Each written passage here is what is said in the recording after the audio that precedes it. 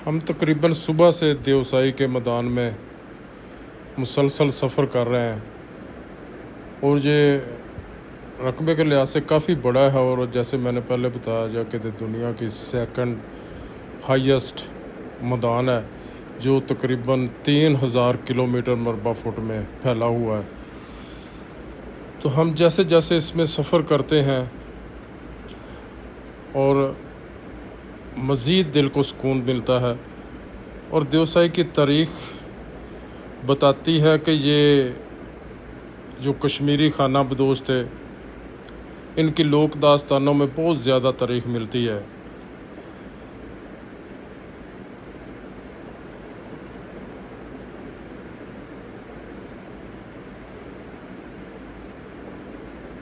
नाम देवसाई जिसका मतलब है देव का साया, मुमकिन तौर पर जिन्नात या देवास पर मुश्तमिल लोक दास्तानों से निकला है और इस इलाके को कश्मीरी खाना बदोश जो थे वो गर्मियों में चरने के लिए तवील अरसे से इस्तेमाल करते थे।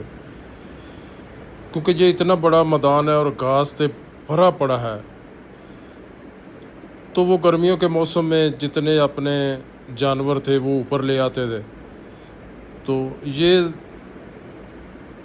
चंद माह ही खुलता है क्योंकि ये अक्टूबर में दोबारा इसमें स्नो फॉलिंग शुरू हो जाती है।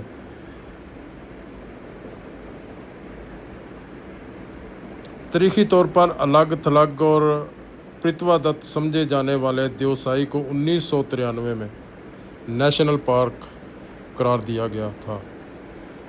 2006 तक इंतज़ामिया को शुमाली इलाका जात के महकमा जंगलात में मुंतकिल कर दिया गया, जिससे इसके मुनफरद माहौलियाती निज़ाम के तहफ़्फ़ुज़ की कोशिश का आगाज़ हुआ। कदीम और लोक दास्तानों की तारीख़ है। ख्याल किया जाता है कि देवसाई नाम एक देव या देवा के मकामी गुज्जर लेजेंड से निकला है। ये गुज्जर लोग जो कश्मीरी होते हैं, जिसने सतह मुर्तफ़ा पर खेती बाड़ी करने की कोशिश की थी, जिसका नाम देवसाई पड़ा, जिसका मतलब है देव की आबाद ज़मीन। एक और तशरीह मियाँ मोहम्मद बख्श की नज़म सैफुल मलूक से देव को देव और साई को साया से जोड़ती है।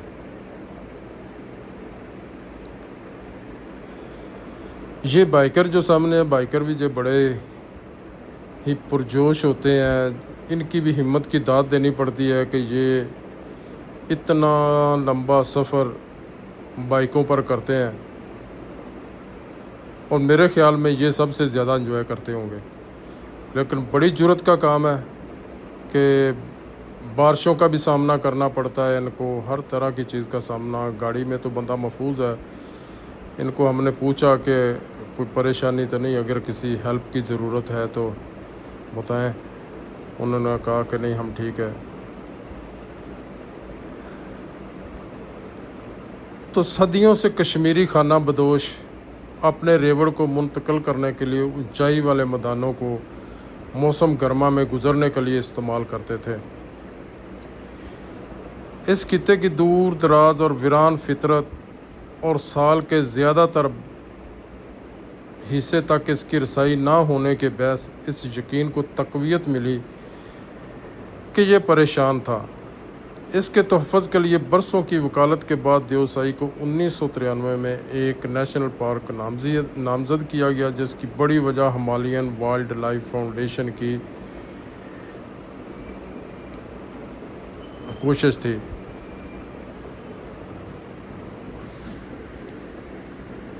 ये देखे कैसा नज़ारा है, ज़बरदस्त। ऐसे सफ़र पर कैसे बंदा बोर हो सकता है, जहाँ मीलों दूर दराज कोई आबादी ना हो, कोई चीज़ ना हो, हर तरफ कुदरत के अपने ही निराले अंदाज हों। तो बंदे का दिल करता है कि हर वक्त इसी मैदान में ही सफ़र करता रहे।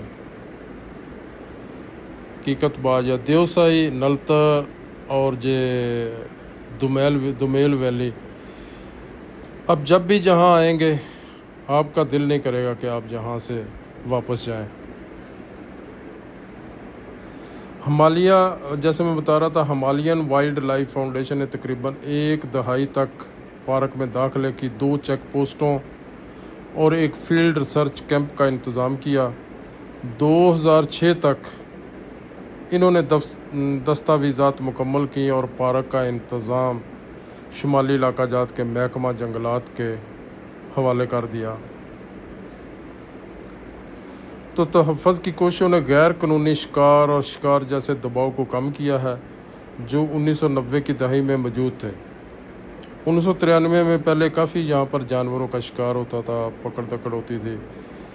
तो ये जब बाकायदा नेशनल पार्क का इसको नाम दिया गया और यहाँ पर चेक पोस्ट बन गई, तो वो शिकार सब ऐसी जो एक्टिविटी थी वो बंद हो गई। ये पार्क अब एक महफूज जंगलाती इलाका है जिसे IUCN ने तस्लीम किया और अपनी भरपूर जियो तनू के तहफ़्फ़ुज़ पर तवज्जो मरकूज़ करता है, जिसमें हिमालय भूरे रीछ जैसी ख़तरे से 2-4 नस्ल भी शामिल है।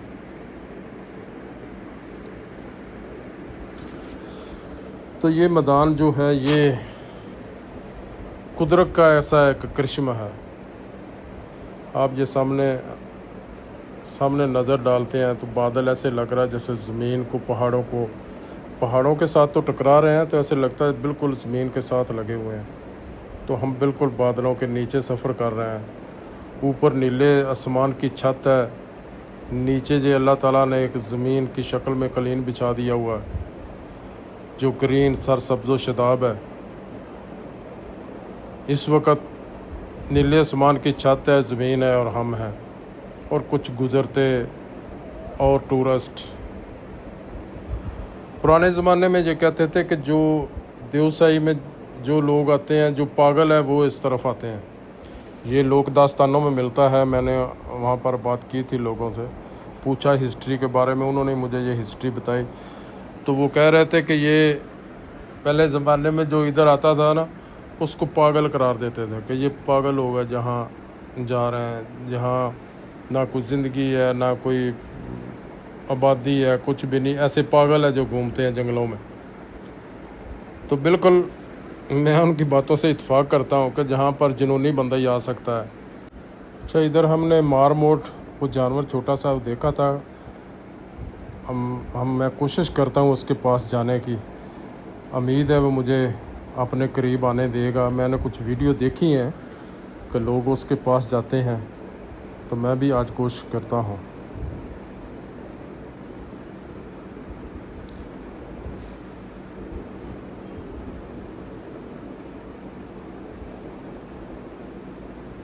मैं इसके पास बाकायदा गया, उसको आहिस्ता आहिस्ता से आवाज़ दी और उसको बिस्किट दिखाया। पहले कुछ 2 थे, एक तो डर के भाग गया और दूसरा जो आहिस्ता आहिस्ता ना, मैं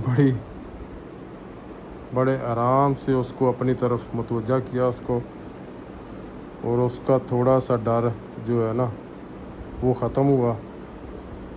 तो फिर मैंने उसको बाकायदा बिस्किट खिलाया।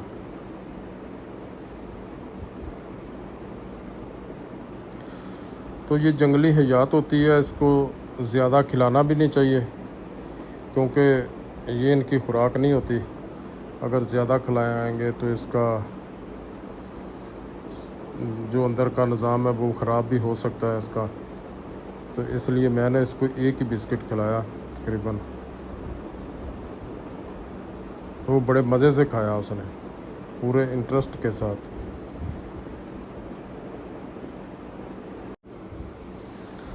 अच्छा, नीचे दूर तक जब हम नज़र दौड़ाते हैं तो ये नीचे गहराई में तैरों के निशान पड़े हुए हैं। अभी तो पानी नहीं है। समटाइम जैसे जब बारिशें आती हैं ज़्यादा, इधर बारिशें, वो जो पानी जब खड़ा होता है तो फिर गाड़ी चलाने का भी मज़ा आता है। हर तरफ पानी पानी होता है, कीचड़ होता है, तो बहुत मज़ा आता है उस वक्त ड्राइव करने का। तो बड़ा खूबसूरत नज़ारा है ये।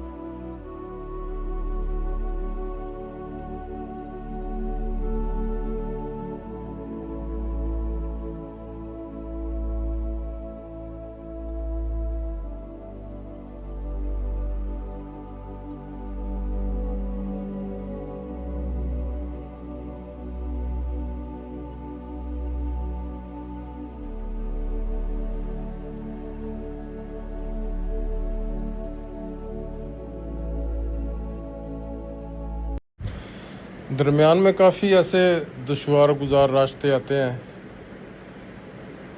जिनको बड़ी एहतियात से गाड़ी को ड्राइव करना पड़ता है। मैंने ये नोट किया कि यहाँ के जो लोकल लोग हैं, जो नीचे से ये ड्राइवर हैं, ऐसे रेंट गाड़ियाँ चलाते हैं, जो ज़्यादातर लोग स्कर्दू की तरफ से आते हैं तो वो वहाँ पर अपनी गाड़ियाँ छोड़ते हैं, तो ये रेंट पे लेके आ जाते हैं बड़ी गाड़ी। तो ये लोग इधर आते हैं, इतनी तेज़ दौड़ाते हैं ये, तो क्योंकि उन्होंने तो इधर ही रहना है। अगर खुदा न खास्ता हमने जिस बंदे ने 2-3 दिन का सफ़र है एक तरफ का, तो वो तो एहतियात से चलाएगा, क्योंकि यहाँ पर अगर खुदा न खास्ता सस्पेंशन का कोई मसला बन गया तो फिर बहुत मुश्किल हो सकती है। तो जो लोकल लोग इधर के होते हैं उनको तो कोई परेशानी नहीं होती। अगर गाड़ी ख़राब भी हो जाए, एक दिन भी रुकना पड़ जाए, तो उनको तो कोई परेशानी नहीं है। तो ये आ गया बड़ा पानी स्टॉप जो है। यहाँ पर भी काफ़ी कैंपिंग जो है ना, पहले तो नहीं थी इतनी, अभी हर तरफ ये लोगों के लिए काफ़ी सहूलत मुयस्सर है।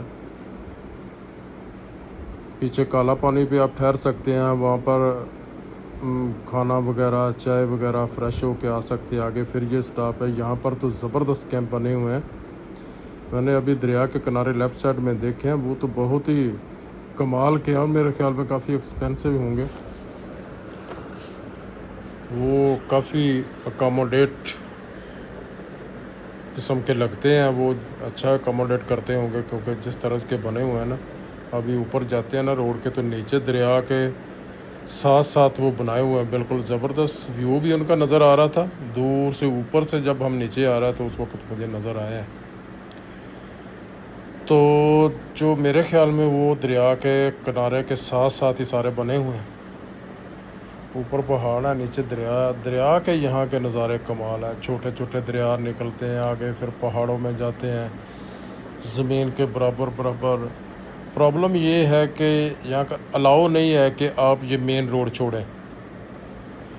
अगर आम के लिए, टूरिस्ट के लिए ये अलाउ हो ना कि जिधर मर्ज़ी दिल करे आप जा सकते हैं, तो फिर और ज़्यादा मज़ा इसका दुबाला हो। कुछ छोटे छोटे रोड साइडों पे निकलते हैं, फिर वो बिल्कुल ही इलाका सुनसान होगा,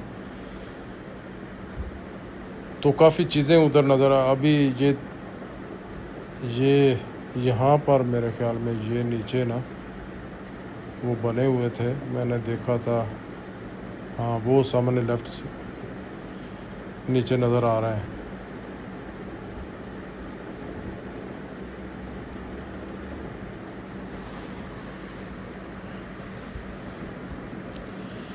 अल्लाह करे आगे का मौसम जब हमने उतराइयाँ उतरनी है ना, उस वक़्त बस अल्लाह से दुआ है कि बारिश ना हो, क्योंकि आगे जो है ना मौसम बिल्कुल बारिश जैसा ही लग रहा है, और ऐसे लग रहा है जैसे राइट साइड पे आगे बारिश जो है ना वो बरस रही है। अगर वो उतराइयों पर बारिश का को हो गया ना, तो वो बड़ी मुश्किल हो जाएगी, फिर रुकना पड़ेगा, क्योंकि बारिश में बहुत ज़्यादा लैंड स्लाइडिंग के, फिसलन के इम्कानात होते हैं, तो उतराइयों पर स्पेशली। तो ये नीचे देखें, ये देखें बड़े कमाल के सिर के बिल्कुल दरिया के किनारे के ऊपर उन्होंने बनाए हुए हैं, और अच्छी तर्ज के हैं।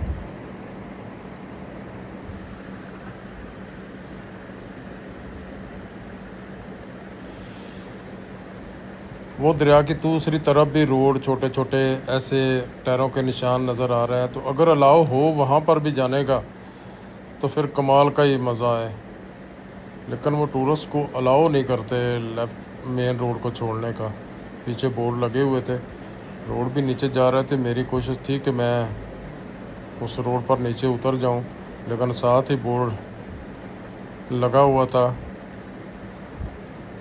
कि टूरिस्ट या आम के लिए इशारे आम नहीं है। वो ये कितने कमाल के बने हुए हैं ये कमरे रुमाल ये बने हैं, और बहुत अच्छे होंगे मेरे ख्याल में। यहाँ पर रात भी ठहरनी चाहिए। अगर फैमिली ना हो तो यहाँ पर वो पीछे हमने जब काला पानी पे पर के स्टॉप पर चाय पी है तो वो कह रहे थे वाइल्ड लाइफ वाला कि रात को तकरीबन हर रोज़ रीच आते हैं ये कैंपों के पास, कुछ ना कुछ खाने को उनको मिल जाता है, कोई ना कोई चीज़, इसलिए वो लाजमी रात को उतरते हैं। रात को तकरीबन पिछले पैर वो कह रहा था कि अगर आप ठहरते हो तो आपको लाजमी वो रीच ब्राउन जो रीच है ना वो लाजमी मिलेगा आपको, लेकिन हमारी मजबूरी, हम रोक नहीं सकते। और रात को सफ़र भी नहीं आगे वाला कर सकते, बहुत ख़तरनाक सफ़र अर्ज़ कर दूँगा। वो जो उतराइयाँ हैं ना वो बहुत डेंजरस हैं।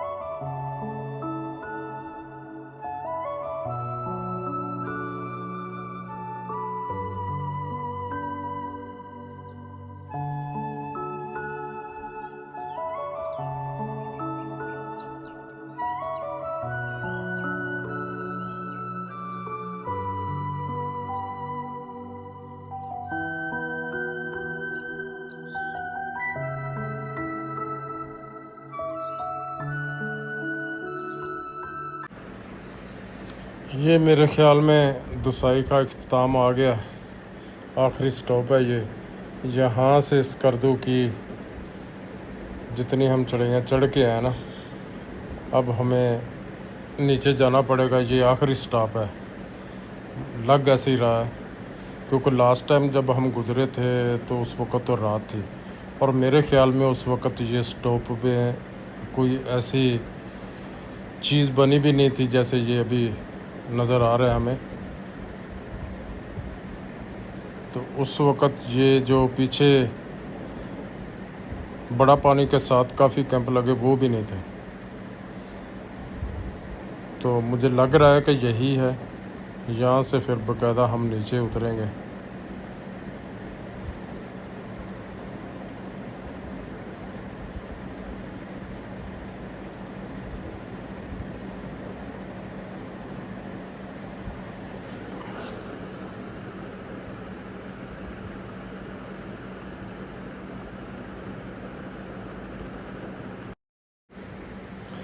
ये देखिए कैसे दौड़ा रहे हैं ये गाड़ियों के, कोई उनको परवाह नहीं है रोड की।